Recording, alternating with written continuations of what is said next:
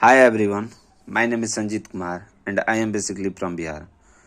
I have completed my graduation in Bachelor of Business Administration from Rayat Institute of Management, Real Majra. After that, I am searching for job. Then I know about Evision Technoserve, one of my friend. Evision Technoserve is a recruitment and consulting agency that provide part-time or full-time internship program.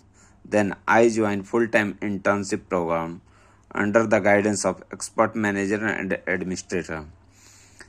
During the internship program, I learned about basic networking, virtualization, CCNA, Windows Administrator, Windows Server, Outlook 365, and ITIL. I got placement in Impact Infotech Pvt Ltd with the package of 2.92 LPA. Especially thank you for Ganesh sir, Sati ma'am, Priya ma'am, Anamika ma'am, and Prasanjit sir, which provide real-time work scenario during the internship program. Thank you.